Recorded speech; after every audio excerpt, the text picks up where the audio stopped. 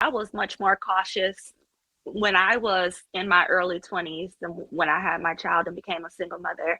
So I would say to anybody, be overly cautious more than be relaxed and going with the flow, because those decisions that you make early on in your life impact your life forever. So be overly cautious, in my opinion. Isn't cautiousness a form of fear? Fear is good. Fear is a good thing. Like We that's just should that's have just a semantics thing. fear. Exactly. Like if you're moving in an overly cautious way, then you might as well just say that you're moving in a fearful way. That's all semantics there. Uh, Hmm. but I just wanted to come That's real quick. Yeah, Like, I don't know. I do feel that's an like important is point. an extreme to that, but I feel like caution is what you do when in the response to fear. So it's like you're making certain adjustments so that you can get the best result. That's why I feel like caution is a little bit different. I don't think it's a semantics thing. Hmm. I don't think like a woman is wrong for specifically saying that you're moving in fear, because if they're looking at from themselves or if they're projecting, then that's their automatic, they're going to go with feeling first.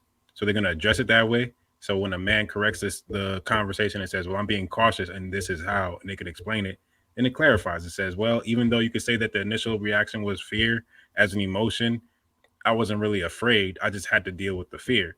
And how you deal with the fear is putting a process, a structure in place for you to move Exactly. accordingly.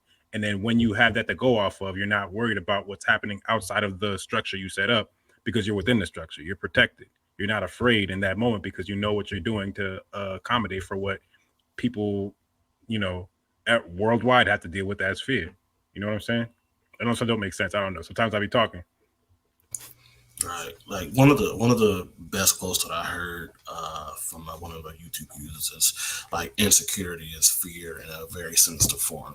They're all variations of fear. You talk about insecurity, you're talking about being cautious. They all come from the same emotional place, but ultimately it's a semantics type of thing. You're just talking about what level of fear. So if you say, like you use the example of caution of walking across the street, where you're cautious of that because you fear getting hit by a car. Does that make sense? But it still comes from the same place. Yeah, I think the problem is when you become paralyzed by fear. So caution, I don't feel like there's anything wrong with that because you're not trying to be paralyzed by fear. You're saying, I understand the risk factors and I'm trying to take those into account when I make my decision. Right, but that doesn't. Beautifully stated. And I agree with that, but that doesn't make what Just Jake said wrong. All she said is that you're moving Oh out of no, no, fear. I don't think it You was see what I'm wrong. saying? I feel like it came from a place of love. I actually Right. feel like she actually was genuinely just stating something that could possibly happen for somebody. I don't think that's Jonathan though, but I feel like that can happen where people get overly fearful and they don't end up making certain moves that they should make so they can put themselves in a position to get the relationship in the situation that they want. Something I notice about, well, I'll say Haitian men in general, not to say that other men aren't like this as well, but I know specifically about Haitian men is that we have a very low, like even in just a scale of fear, level of fear. I know even crossing the street, I'm not worried about cars, even though I probably should be, because driving in America is not like driving in Haiti. It's not the same thing. So it's just a comparative point. Is to say like there's certain things in life when I come across them, just me being who I am, I'm just not afraid. And it kind of goes to a lot of stuff that Jonathan was speaking on when he was saying like the level of intensity of living in what people would call a third world country when it comes to how important characteristic values are, like education. Like how important is education to you? How important is success to you? How important is it for you to carry on your family's legacy?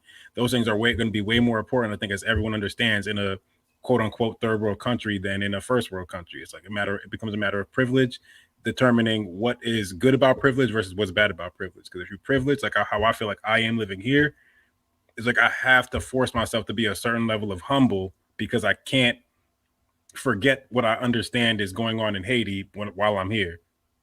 And I haven't gone to school in Haiti or nothing like that, but I understand from what I've heard about people in school, from my parents, from my cousins, to my family members, just on that level, from the same stories, like things Jonathan says, checks the box across the board for me. So that's what makes a difference to me in what fear is that when you're in a when you're in a bad situation, you can look at somebody who's in a worse situation and the good things that they're doing and put more value into it and realize that what you need to put more value into yourself as doing in your own life, whether or not you have the privilege to or not.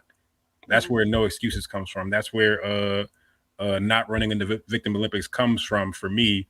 Even though I'll respect, just for an example, racism as a political agenda or gender wars as a political agenda or anything as a political agenda, it all makes sense to me.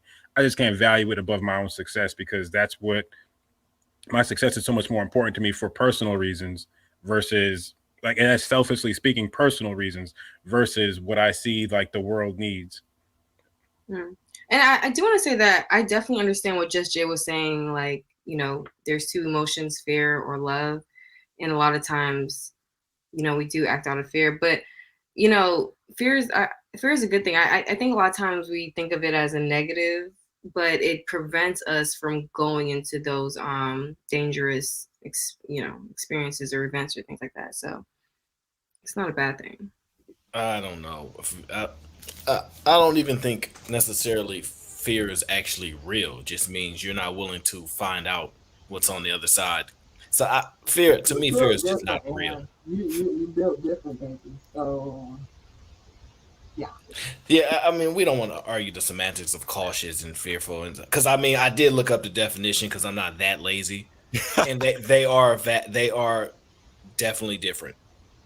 How it describes caution and how it describes fear, it describes them vividly differently. And I mean, obviously, I'm not an English teacher, but it's Aaron, different. I believe you. Everything boils down to fear and love. See, hey guys, everything boils down to fear and love.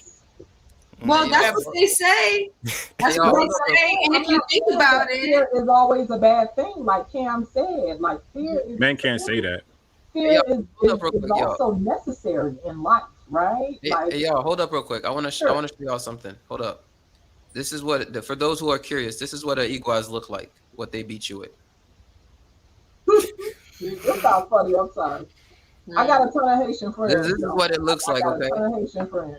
This is what it looks like. A lot of Haitian parents. There's a whipping industrial complex in Haiti. Okay. Where I'm dead serious. Like you can go to the marché. Okay, you can go to the marché, like to the market, and there's gonna be a section of the marché where it's literally just an assortment of different ways you can whoop your child. Okay. And then basically you just pick one, and this is the iguaz. I just showed you the iguaz, and but it's not just for your child. It's also like, if you get in trouble in school, your teacher. Here's the interesting thing, right? Let's say you get in trouble in class, like you trying to be a class clown in Haiti. You think that's gonna work out? Okay, cool. So you're trying to be a class clown, right? Your teacher catches you being a class clown.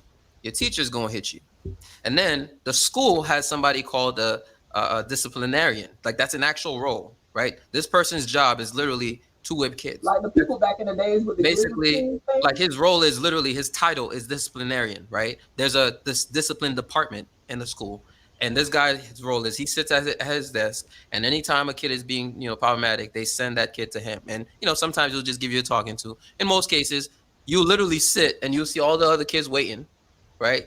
And every kid sitting here is about to get a whipping. Okay, so. You're waiting to get a whipping, and then he'll go and he'll call each one by one, and he'll have you extend your hand. You keep extending each hand, and you get hit, you'll get hit, okay? And then you'll have like these marks on your hand, okay? This is a flashback moment right now, okay? So you have all these marks on your hand, right?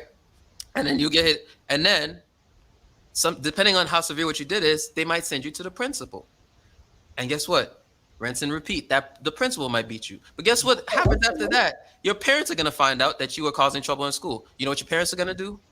They're going to whip your ass too, right? So just over being a class clown, okay, you got whipped by the teacher, you got whipped by the disciplinarian, you got whipped by the principal, and then you're going to get whipped by your, most likely your father, right? But your mom might also decide, I don't like the way that you're making our family look as well. And your mom might also grab the belt. Okay, that's what what I'm saying here is that Okay, JB. So so I won't compare, right? Because at the end of the day, like I tell y'all, everybody's experience is valid. You feel me? Like I feel like everybody can relate to some degree. To me, it's no different than a chancleta. When the Latin mama take the shoe, you know what I'm saying, and she started going to town. I done kicked my sandal off in the store because my child was climbing up on shit, right? But the level of severity, I would say, I definitely have not experienced that. When I was in elementary school, the principal used to give paddles. You know what I'm saying? They had them big ass paddles, and that big piece of like almost like a little plank of wood, and they would. But before me, my mom and my dad had that experience. You know what I'm saying? Where you just gonna get lit up by the whole town. Depending on your way home, if somebody, if the neighbor catching you, you getting your ass beat. So I definitely can relate in that sense. But fast forward, I do feel like, I mean, ultimately at the end of the day, this still goes on in Haiti. So I do think it is a difference. You know what I'm saying? Because in America, it's not like that anymore. At least Yeah, in the that's spaces what I was I'm gonna say, Jay.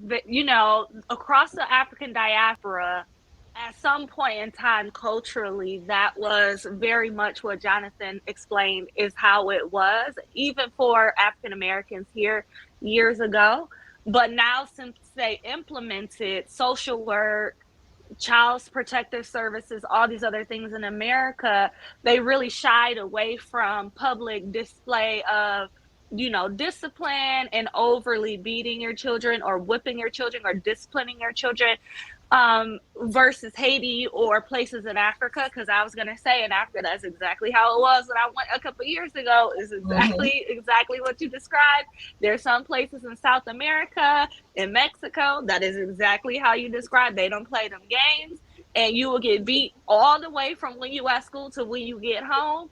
And a family member, you might even get your grandmother or grandfather up in there who's mad about what you done did, and you get a whooping from them too. So, it's all one and the same. It's so funny because my dad was even from the generation where we got hit on our hand just because that was a thing back in the day at school. Your first whooping was usually the one on your hand. And so when my parents used to whoop us for a less severe thing, the belt was like the big thing. The small thing, you got hit on your hand, versus like getting popped or something like that. You got hit on your hand, and then if you did something really big or if they were really mad, then they got the belt. I want to say, like the point of us bringing up the difference between Haiti and other places is kind of what Just Jay was saying, like how other places can relate. Because what's important is the level of, like, let me say this first, like beating your kids like people do in Haiti in America isn't going to solve an issue for you, because that kid's going to realize I'm getting beat like I'm from Haiti and I'm in America. Like it's not going to cause a solution. The point of bringing it up is that the level of since not sincerity, the level of seriousness of why it's important for that to happen in Haiti is what needs to be translated to America for that level of discipline to happen here. Like the same reason why I use like the Bible for reference. I can't say I'm like a Christian or I'm the best Christian, or I use religion for example, is because religion is important, because whatever the values were that was back then from those intense times for people to make it through those times is what translated across time for it to be relevant today. And the reason why you would whoop your kids the same way in Haiti like you would in America would be for that relevance. It's just like you need to learn exactly why is this serious for you, instead of something you should be joking around for being a class clown. Because I still found a way to be a class clown even when I was getting whooped in America by Haitian parents who was trying to whoop me like I was in Haiti. It didn't stop me from being a class clown, but it did give me a sense of why it was happening and what was going on. So for me, I use that to say it's the principle of why you're getting whooped, and being able to teach that. That's the ultimate agenda. And then everybody agreeing to that, everyone buying in as a community to that, to say this is what needs to move forward, and this is why we can't let child protective services. I remember the first time I heard like my little sister threaten my mom with CPS. I'm going to call those people. She said, "Go ahead, see if you live to make it to live until by the time they get. See if you're alive by the time they get here." Like that's the life. That's a life I grew up under, thinking like, yeah, you know what? That's a very valid point as a kid. Like, yeah, I can't protect her. And it's like that level of intensity when it comes to raising children and helping them understand certain things doesn't mean necessarily that the whooping is important, but making a kid understand something that serious is at stake, because that's what the future of our country is relying on.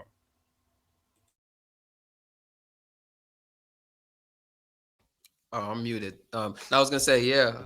Actually, the example you just took, one of my aunties, my cousin.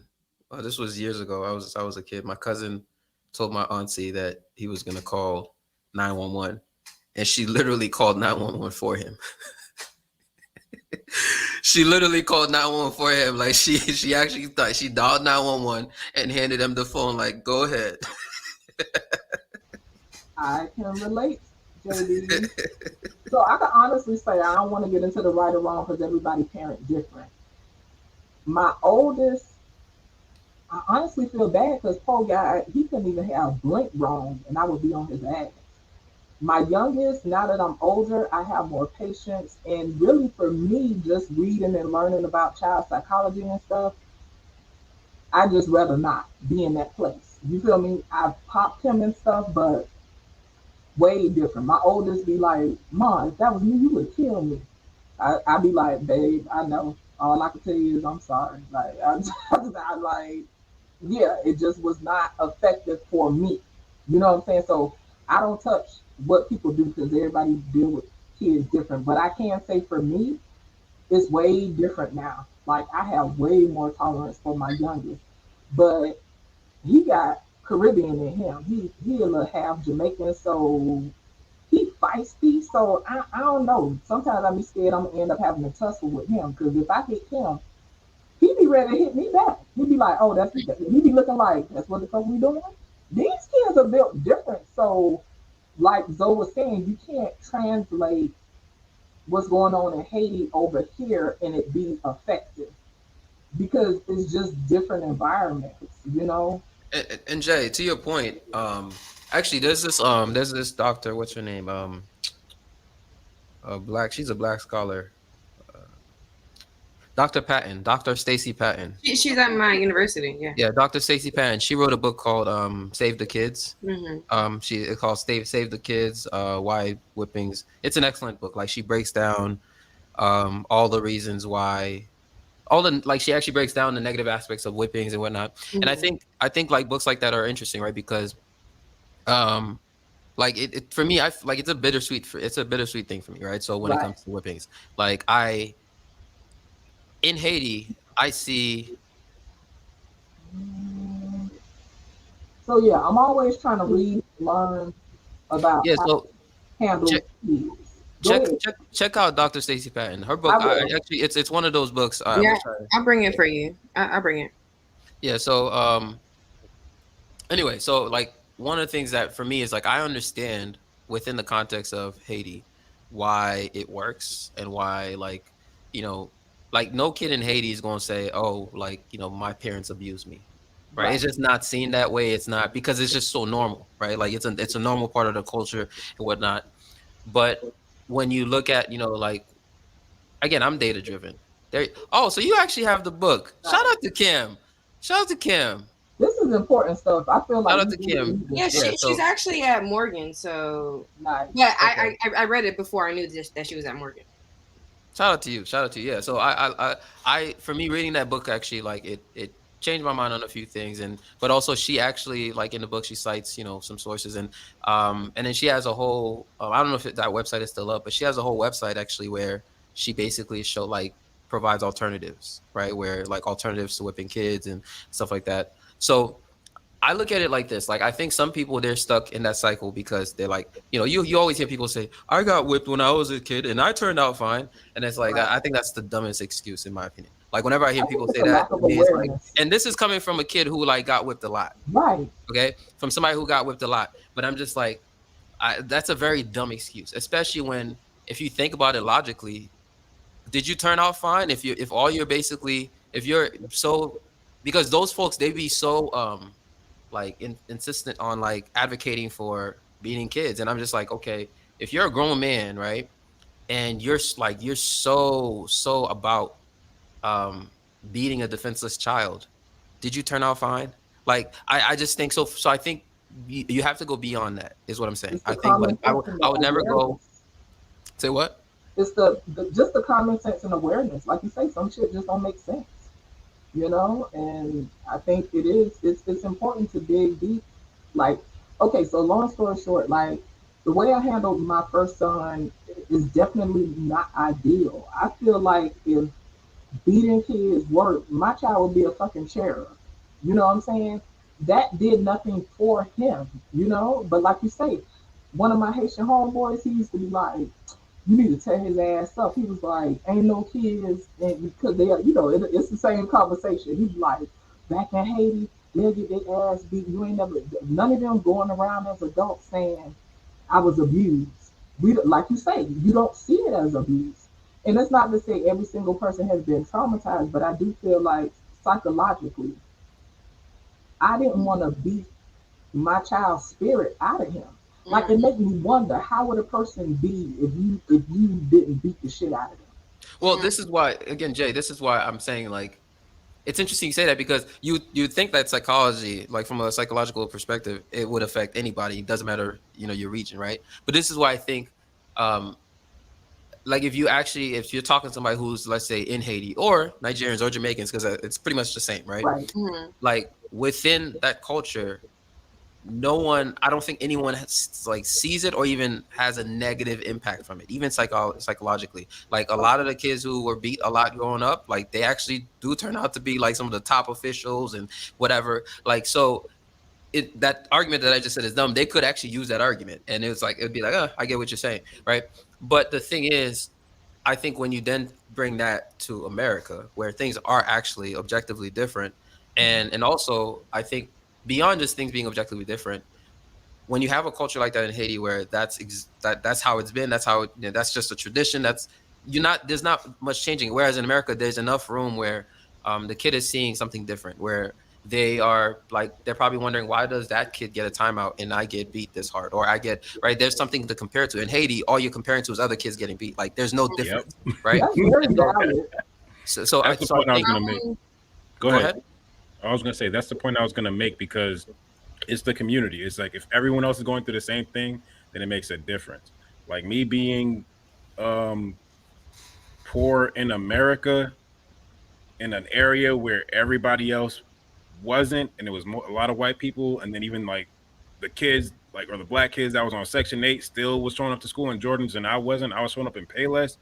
Shit like that made a difference to me in the same way that getting whooped was like across the board the standard against everyone I went to church with. So I knew that when I was in church that every Haitian I knew, whatever color, shade of color they was, whether they was white or black, every Haitian I knew was going through the same exact experience I was getting. I don't think about getting whooped the same way. And I don't think I'm going to whoop my kids maliciously if I'm going to beat my kids. If I'm going to beat my kids. I don't even think I'm going to because of how I feel about it. But I still like understand what the value was in that, what JB was saying. In Haiti, everybody understands the same thing on some level about getting whooped. They also understand the same thing about other principles as well, how to develop confidence in your education, how to develop confidence in your family, how to develop confidence in your neighborhood. Like those things also happen. So it doesn't seem as if we focus the conversation purely on getting beat, then we're gonna like, oh well, beating it could still just be bad. The same when we try to micro or use the semantics for any specific topic, you're gonna find something bad regardless, just because of the nature of the conversation. If it becomes just semantic, but if we look at the whole community and say, just because you were getting whooped doesn't mean that you didn't get a good meal on Sunday. Doesn't mean you didn't, enjoy playing with your cousins, playing with your family, like other shit that matters. It fits in, and no matter how bad you got whooped, that at some point you was going to get love and respect from people in your family as well, and that you were going to strive to earn that love and respect from people in your family in Haiti as well as in the U.S. I see that as a parallel. Yeah, Yeah, I I agree. can be I I agree. can And play I'm devil's sorry, go ahead. advocate really quick because one thing that I've noticed with individuals who got beat, including myself, I was the kid in my family who got beat a lot. Like, we got whoopings in our family, and I was the one who didn't learn from whoopings. Like, you can give me 17 whoopings, and I'm still gonna do what I want to do. One thing psychologically that I did learn over the last, when I was in college, not to take a psychology course, that cultures where children are beat as a form of discipline, like the primary form of discipline, and it like their inner talk is terrible. Like their inner self talk is terrible, and they're negatively motivated. For example, you know, in order for you to, you know, it's interesting how some cultures you don't have to fight for education, and some cultures you do. Some cultures you don't associate school with beatings, and some cultures you do. So as you grow up, and let's say you start to get removed from somebody having to beat you to behave, when you have the opportunity to make those choices on your own and you fail to make a good choice, or a choice that you make fails in your mind, guess what? You beat yourself up. So while yes, we might be successful. I'm a high achiever because of probably how much I got beat. There's a correlation there. Typically the people who got beat a lot and who were motivated by beatings or lack of beatings as form of discipline, they are typically high achievers, to where they want to please See, their parents, no, please those around them. Tara, I gotta stop you there. That's where Dr. Patton's book comes into play, right? Because this narrative is actually, and again, that's why I'm saying it. We have to account for the cultural differences, right? Because I believe if what you're saying, if we were saying it like regarding Haiti, I would say you're probably right, but that's only because that's all it is, right? But in Dr. Patton's book, she actually breaks down exactly the example you took just now, right? Where it's like there's a lot of people love to associate, like they love to say, you know, I'm successful, and there's a direct correlation between me being successful and me getting beat. Whereas like they don't actually look at I was the gonna finish what I so was gonna say, because I was gonna say that that's not a good thing.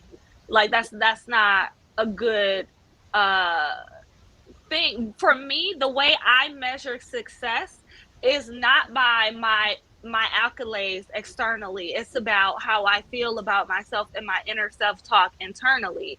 And so, you know, overcoming the years of being beaten and really trying to change how I handle myself because of how I grew up, and the beatings and what that meant, and the discipline that came around school and achievement and things like that. Just like that book, because I've read the book, you got to change that relationship, which is why I don't beat my children. And I don't have to discipline Taryn, which is my oldest daughter, who's, you know, been with me. That's my only biological daughter.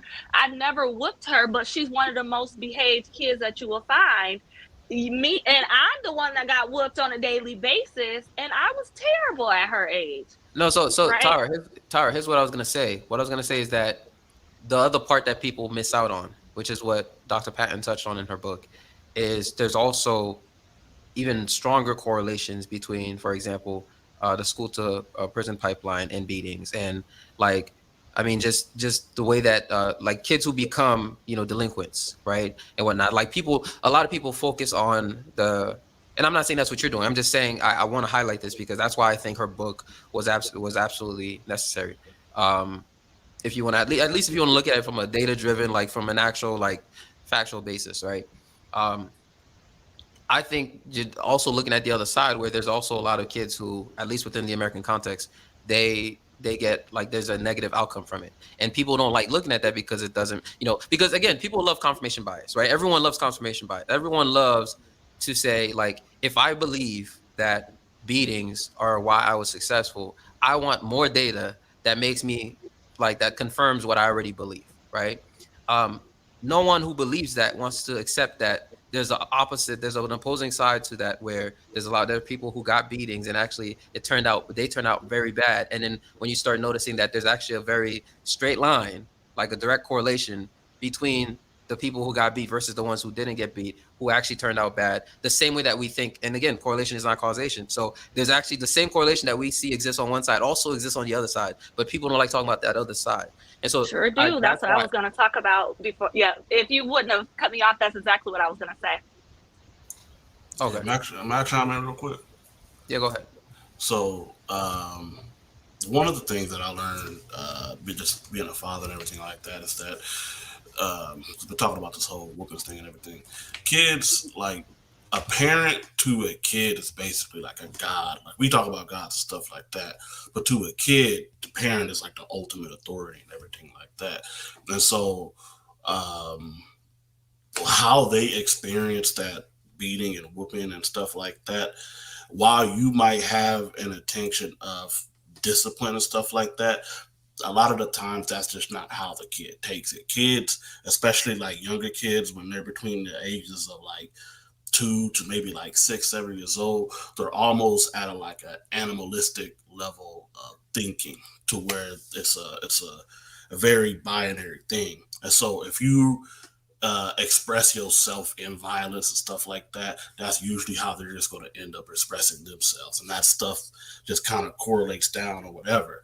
And then kind of to touch on what Mr. Jonathan was saying about the confirmation bias, it's almost similar to like if you have somebody that might be in a domestic abuse situation or whatever, and they can rationalize like why this stuff is happening and everything like that, but that doesn't necessarily mean that that should have happened and that stuff is okay. But it's the same type of rationalization that goes on with that stuff. Like he was kind of saying, like we're not looking at all the kids that might not have gone through the corporal punishment system and everything like that are successful. We're only focusing on the people that are successful that said, well, I'm successful because I got whooped, which that might not necessarily be the case. You're successful because, you made the right grades and you got into college and you did the studying and stuff like that. And the whooping just happened to come along with that and everything, but that's not necessarily why you're successful and everything. But I wanted to, I'm going to go off, because it seems like I'm going off the subject, but I wanted to just kind of answer these questions that was related to the primary video about the whole 90-day rule thing, so I could try to get about it real quick. So the first point that I had was just kind of addressing Ms. Just Jay. She had brought up a point about what was the point of the manosphere, basically, like why are we over here talking about that. Basically, from what I gather, is that the manosphere is a relatively new thing. It's only been around for maybe like 9 or 10 years, and it's gotten a lot of steam because the internet and YouTube platform is one of the only places to where men can come and kind of give their side of things and everything like that. And I think it's important because the manosphere has been kind of not charged, but the manosphere has actually like saved like lives of men and stuff like that who were like self-deleting themselves because they didn't really understand what was going on. They're moving in this way, but they're not getting the outcome. And that's just because they didn't necessarily understand what was going on. So that's why that's important. Two, you guys have brought up women wanting like traditional roles or a Christian setting and stuff like that, but this whole 90-day rule, and you guys have brought in like Christian women and stuff like that. Personally, I think that's a load of BS. Most women are not moving in a Christian or traditional way, so I think that it's kind of like a BS argument when that's brought up. And then even if they are going to church, most churches these days have shifted to more of like a modern type of church, to where they basically become a part of the modern world, which is why a lot of dudes don't even go to church no more, because it's like, why would you go to church if the church is looking the same inside as it's looking outside the world? There's no point. But three, the 90-day rule thing, because that was the main reason I came. I think that the 90-day rule thing is something that is simply that women reserve for like betas and like simps and stuff like that. Because if you go on a first date, by the time that second date comes, you know whether or not you are going to allow access and sexual access to your body and stuff like that.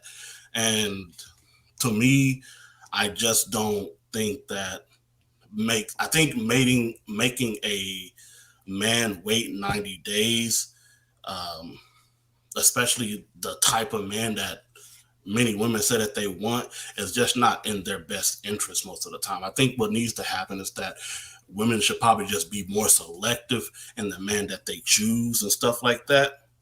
And then by that second date, if she doesn't want to basically get down, or maybe the third date in some people's cases, then just move on from that. Because in most cases, the guy is just, by the time that second or third date comes, if he doesn't feel like he's going to get any play, he's just going to move on anyway. So y'all just kind of wasting each other's time. But I think the men who do stay for that 90 days, like they 100% actually do that, those are the type of men that women don't want anyway. It's like a beta type of role.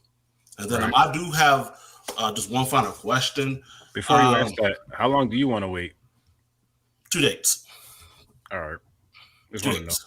Because it's like the first date really, see, and I look at it as like this. Look, there's always this talk of like validational sex and everything like that.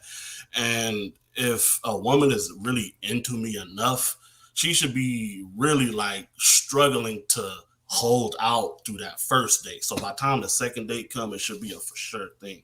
If she's doing this whole thing to where she's waiting 90 days, that's just, to me, it's just a way to give her leverage. It's a way to basically use her sexual leverage and stuff like that to get me to just kind of clean going. It's almost like like creating like a beta orbiter in a sense. You see what I mean? That's why I said it's usually reserved for the type of men that women simply do not say that they want or go for, especially if we're talking about like modern women and stuff like that. They don't do that. They're not making the Pookie and Ray Ray mate wait 2 or 3 dates. They're not. A lot of the times they're just smashing on the first night. You know what I'm saying? So this whole 90-day thing, that's like I said, there are guys who will do that, but the type of guy that will usually do that is the type of guy that a woman usually won't.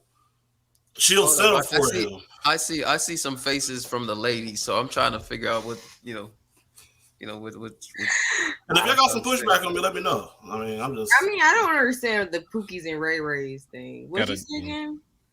So again, the Pookie and Ray Ray. Do you think a Pookie and Ray Ray is going to wait 90 days typically? I don't think any man is really waiting these 90 days. I don't think that's really realistic.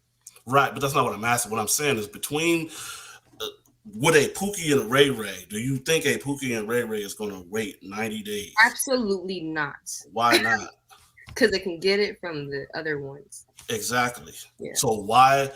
So, and again, that's why I say this is an overall thing. So if a Pookie and a Ray Ray, which is typically a guy that's put a baby in you, don't really give a damn about you, they just care about themselves and stuff like that, right? If that person can have access to your body, potentially in many cases within 1 to 2 dates, why would a guy of substance say, hey, I'm going to wait for you for 90 days? Are people really doing that? That's what I really want to know. I was going to add to that because I don't think personally, have you guys had experiences with women who said this? Yes, because you have guys. And then you have to ask why. This traditionally comes up if you got like a person that's raised a certain way. Usually it's in like a straight edge or Christian type of way or something like that. Well, I've had women try the I'm celibate trick. That's why I was highlighting earlier. Every woman does that. Celibate trick. I've had women try that. Every woman does not do that. You said what? Zoe said every woman does that.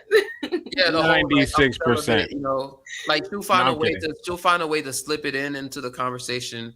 Like for example, when she's talking about like her background and whatnot, she'll find a way to say, and that's why I became celibate. And it's like, and she thinks I'm stupid. She thinks I'm stupid. Like I didn't just peep game. Just so you know, JB, I'm celibate. Yeah, that's just like a shit test. Most of the that's all that is just a shit test. She's celibate for you, JB, not me.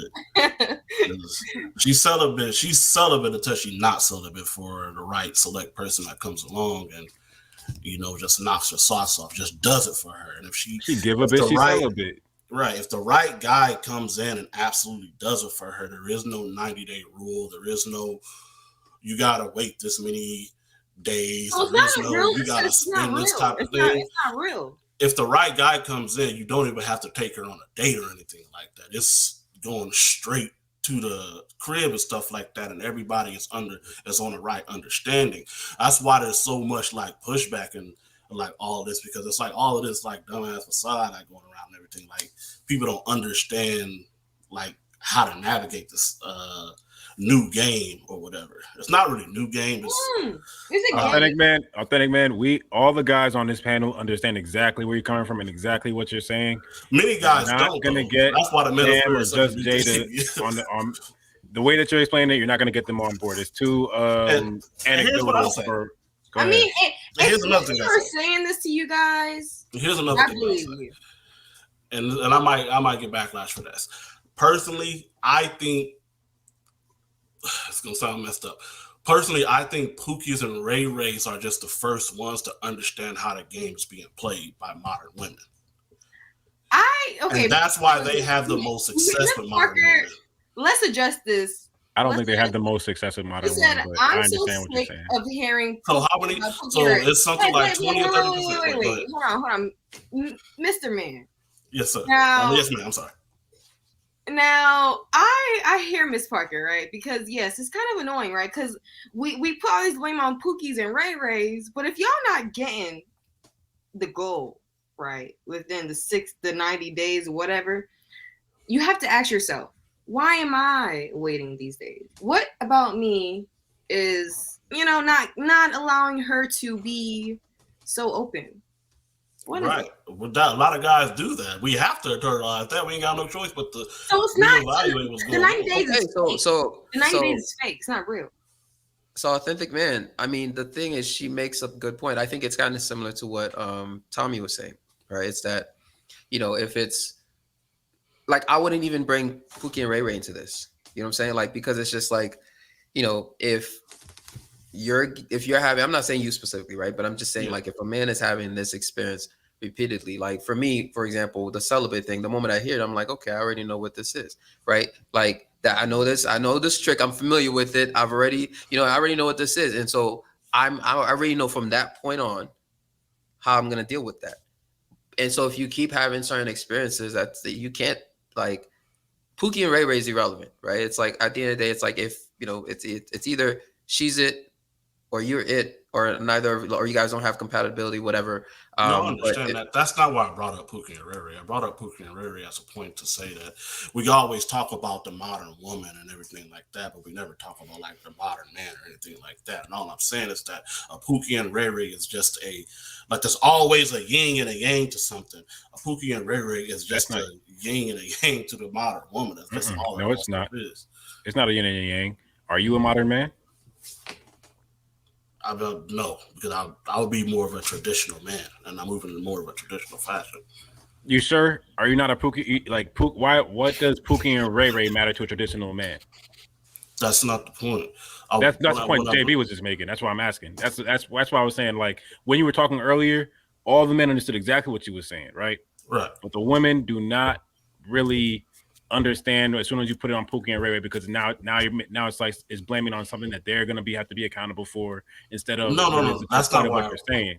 So it's like when you say you're more of a traditional man, I understand what you're saying, but it still seems abstract, right?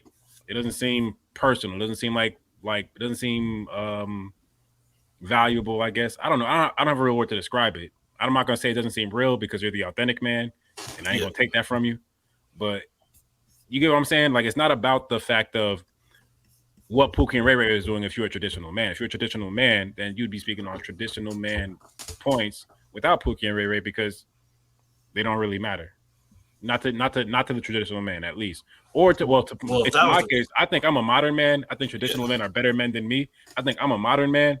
I don't care about Pookie and Ray Ray, so I specifically don't think someone who I think is above me, a traditional man, should be worrying about Pookie and Ray Ray, who I think is beneath me. It's not about being above or anything like that. If the whole goal of the Black manosphere, like I just go to the manosphere, but if the whole goal of the Black manosphere is to get Black families back together and stuff like that, right?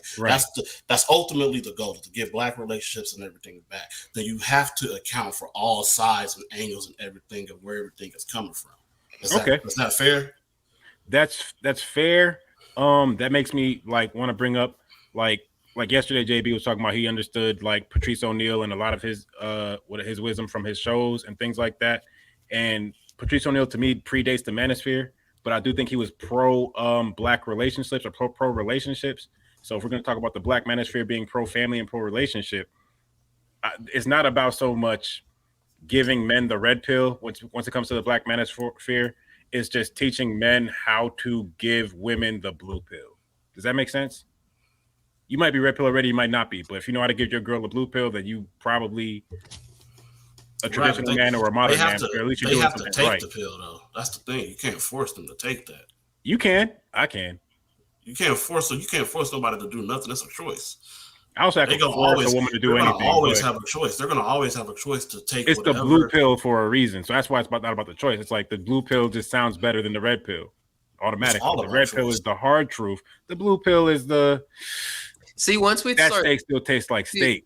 Once we start talking about like this, one of those things, right? Where I guess you could say, based on the talking points and based on like the positions, I guess you could say like I'm red pill, whatnot. But once people start actually like verbalizing like pills, like in like actual conversations, I always find that, and maybe I'm not saying this like in a shady way. Like I always find that interesting, like because. Like you can't find a single conversation I've had where I'm talking about red pills and blue pills, and I don't know, like to me. So I'm just curious, like, what's the best way for me to ask this question? Like, why can't we have a conversation where we focus on, like, okay, so let's say we have an understanding of what these pills are, right? Because it's really just a set of a mindset, right? Yes. So why can't we just focus on the actual substance of the mindset rather than referencing these pills all the time? Because to me, like it starts to sound very like robotic sometimes. Like when I hear the pill conversation in particular. I'm not saying like the actual points being made. I'm saying like just red pill, blue pill, and like I don't know. I always find it interesting. I'm just saying. I was using that to have the conversation with Authentic Man, but that's right. Like we would have an understanding. I know he could feel where I was coming from when I made it to that level. But I feel that same exact way about when I hear the term Pookie and Ray Ray. I think the women kind of do too. I think everybody, like the men, understand immediately what's going on, so it doesn't like bother us as much. But for the women, I could see like you could tell from the. But I think Pookie and Ray Ray is a bit different though, because at least it's a descriptor of like a type of person. Right, and that's all I was using it for, as a descriptor, as a type of person. I'm not saying that Pookie and Ray Ray is good or bad or anything like that. I was just using it as an example to show, like I said, there's always going to be, like, if you bring it up. You said yin and yang, so it is good and bad. Right. So let's, again, I know you don't want to bring up the red pill, blue pill thing, but you brought it up, right? It comes from the movie The Matrix, and the whole point of the movie The Matrix was talking about choice. Correct. Right. And the outcomes that affect it.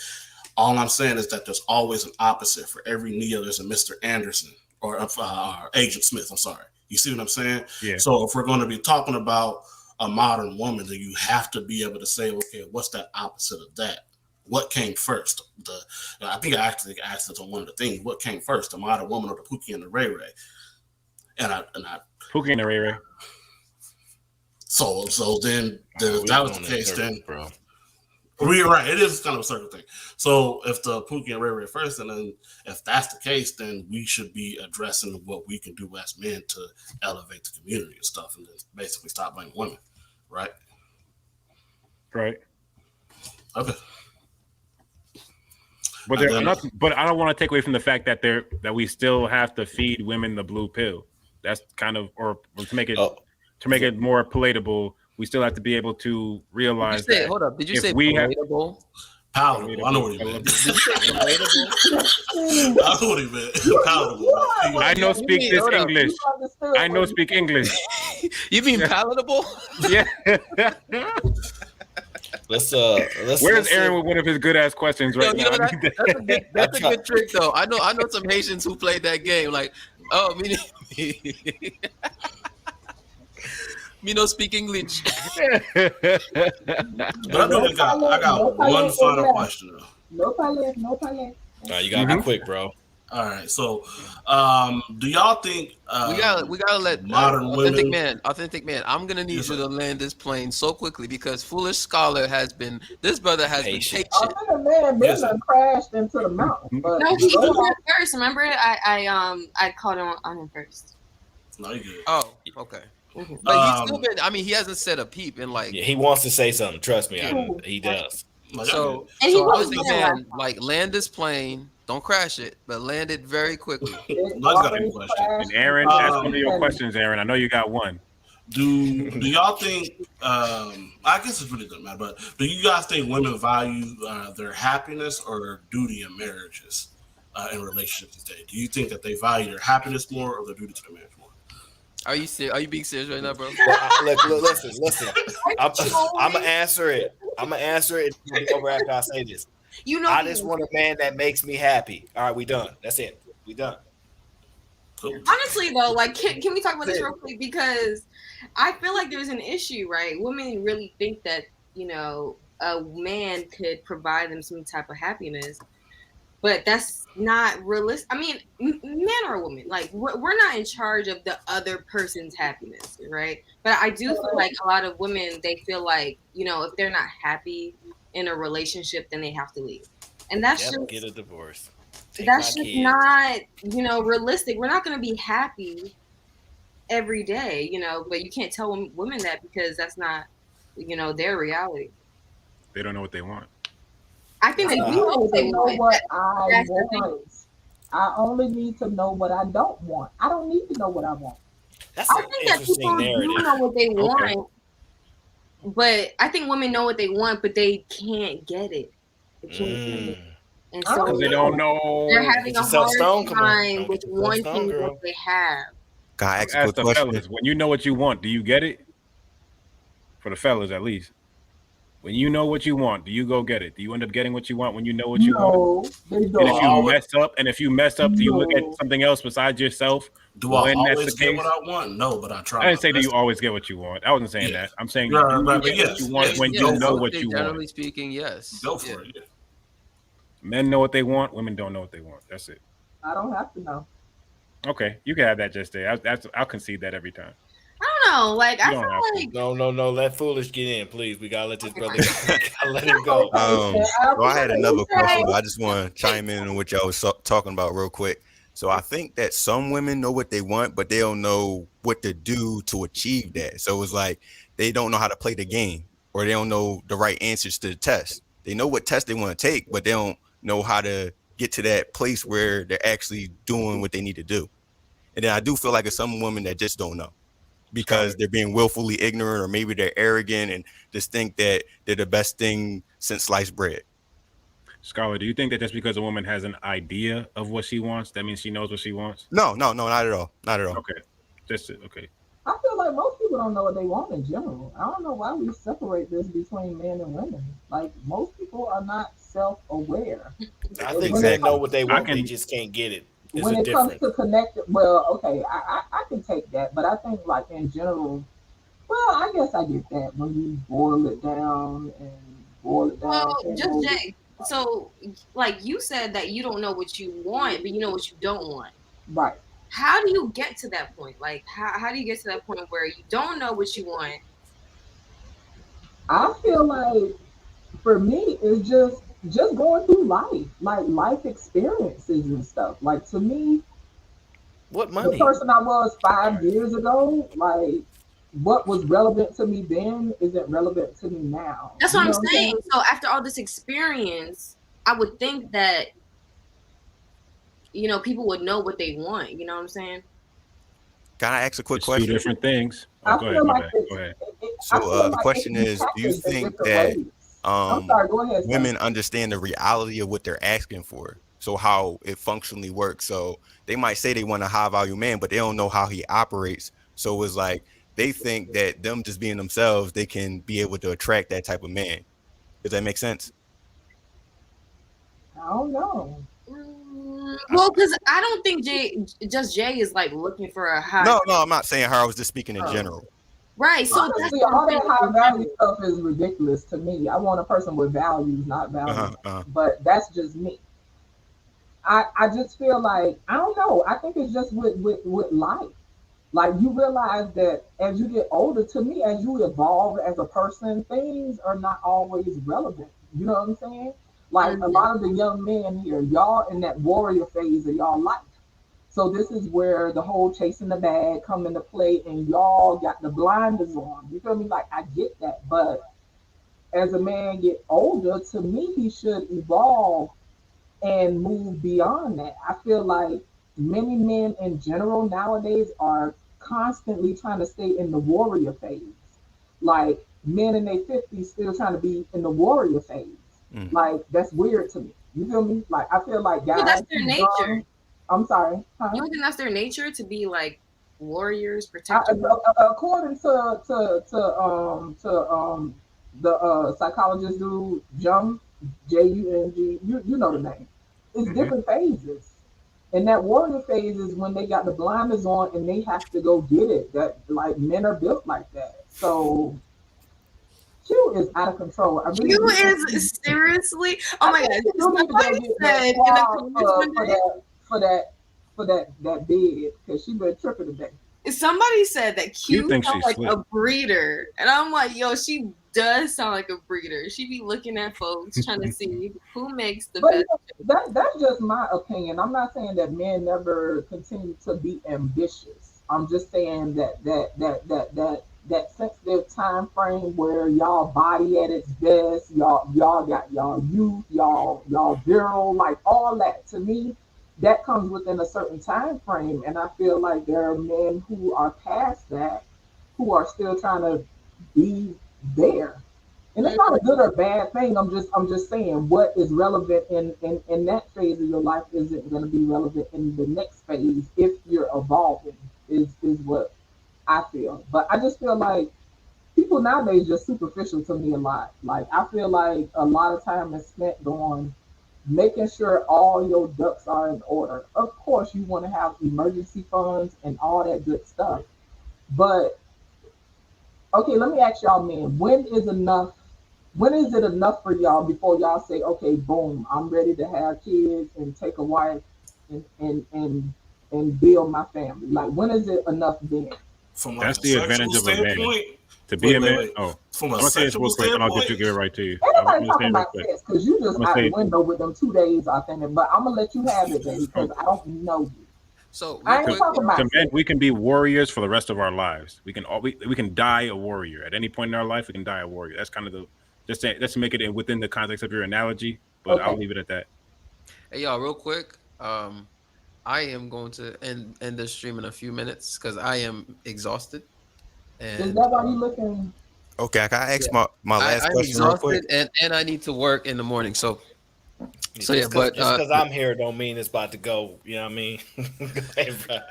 Can I like ask my the final air question just be real quick, cool. John? 12-hour live stream. Scholar, I have to apologize to you because you are so gracious and you so patient and you just back there talking and saying, "Can I ask my question?" And we just Look, rolling all over you. it's y'all I thing. I'm appreciate just you. here. Oh No, but I my appreciate bad, you. Scholar. Go You, ahead, you brother. patient as All right, so fuck. the last question I wanted to ask, it goes back to the primary stream and the questions that were happening. The question was, did anyone bring up pair bonding as it relates to high body count with men and women, or do you Yeah, guys even know what that is? I someone did bring it up. Oh, somebody. Okay, I know what that is, but it's okay. So pair bonding is basically just like the whole soul ties concept, pretty right? much. Okay. Hmm. Um, y'all want me to be real? Go ahead, I Jamie. think from a man's side, it's some bullshit. I think on the man's side, right? Like I'm just Fair saying, I'm enough. not saying for women, right? I'm just saying, like, listen, okay, this is the harsh truth, okay? Um, a man can have like you can nut and then forget and then I agree. I and then agree like 100%. an hour But later that's you not forget good for us, though. I an don't think hour that's good later for you us. forget her name. It's not. Okay, an hour later you forget that's her name. true. Let's just be honest about it, right? So Mhm. when women talk about these soul ties and the pair bonding, I understand that women have like there's an emotional investment in sex for women that Mhm. just is not does not exist for men. At least unmasked. Like I don't know, maybe for some men it does. I don't know, but I I think think it like just manifests this. Precisely, but differently. I guess the context was, why is it okay for men, and why do like men want like virginal women or something like that? Because it's different. The consequences are different when a guy is being promiscuous versus a woman is being promiscuous. That's the context I think that was framed as. That's not Yeah, necessarily Master T true. versus Shitty Lot. That's it. No, I no, think no. that But was the that's not original necessarily context. true. I think that was the original context, right? that was the Why question. is it okay for men to have high body counts, but for women, they can't have high body counts? They need to be close to virginal. I think that was the original context, right? Yes, that Virgins, was. yeah. I can answer So it. I feel like pair bonding is relevant because, like you were saying, for men, is like they can have, evolutionary speaking, because that's the mating strategy, the primary mating strategy for them, to try to sleep with as many women as possible. They can have kind of like this thing where they can sleep with multiple women. Is not emotional investment each time, but for women it's kind of different because the emotional attachment is there. And then when you bring in like oxytocin and dopamine and the neurotransmitters that's being released during the act, is different for women as well. And I think, I think you're correct. And I think like the other thing too is that's why, like, if you ever talk to anybody who does like back and not actually say something. As far as the stuff is, all right, Jennifer, just wait for the chemicals to die down. Well, the thing is though, most of y'all ain't It's even the same nutting. thing. Like most of y'all ain't even nutting. So Yeah, that's not what we're talking You about. was lying, and I wasn't even talking about sex. So right. So I'm saying, but I'm saying like when That's we why I talk about, said that's not what we're talking about.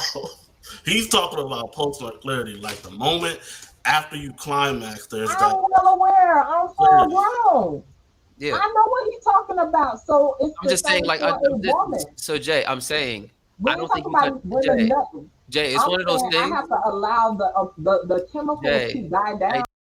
About Yeah, that's thing is though. what I tell in a relationship or a connection to see if it's viable. Because what I tell myself is, all right, Jennifer, just wait for the chemicals to die down. Well, the thing is though, most of y'all ain't It's the even same nutting. thing. Like most of y'all ain't even nutting. So yeah, that's not what we're talking You about. was lying. about that clarity. Literally just the moment you after you nut and you have that post nut clarity. We all the men on this panel know about that clarity. Okay. Chiki's not here, so none of Do y'all. women get that? So like when you get Women get that post nut clarity, Nope, we're right? not going down the rabbit hole. And Did you he say, realize do like women get that? you said what? Did Authentic Man ask if women get that? I don't listen. I don't know if women get it. I don't even. I just know for us men, it's something. I mean, it's extraordinary. Like that post nut clarity. Like I mean, it changes everything. You know what I'm saying? And so, That's why you have to wait for chemicals to die down. So to answer that question, I well, do think that women do deal with that to a degree. So now that I'm older, I don't mind taking more time in in a relationship or a connection to see if it's viable. Because what I tell myself is, all right, Jennifer, just wait for the chemicals to die down. well, the thing is though, most of y'all ain't It's even the same nutting. thing. Like most of y'all ain't even nutting. So Yeah, that's not what we're talking You about. was lying, and I wasn't even talking about sex. So right. So I'm saying, but I'm saying like when That's we why I talk about. said that's not what we're talking about. He's talking about post-nut clarity, like the moment after you climax, there's I'm that well aware. I'm full clarity. grown.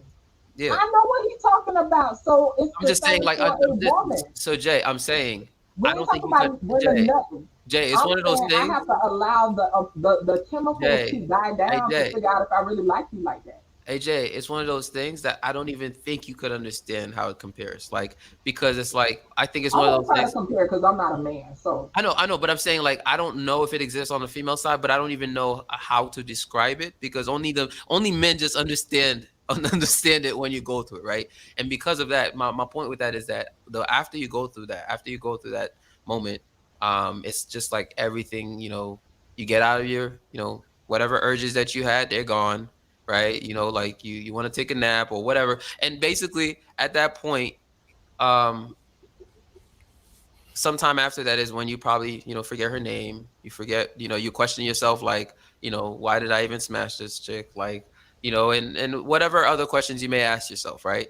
And I'm just saying like it's just not the same for women where like a woman, like she will be, especially, you know what? I know it's after hours, but I'm not even gonna get deep into this. But I'm just saying I don't believe it affects men and women the same way at all. Like at I all. hear you. Women do understand, though. I would say it this, even as He's a out, joke, JB. if you ever ask a woman, like just straight up ask a woman, oh yeah, you got this? Like as far as a check during food or something like that, the look on her face is exactly what post nut clarity feel like.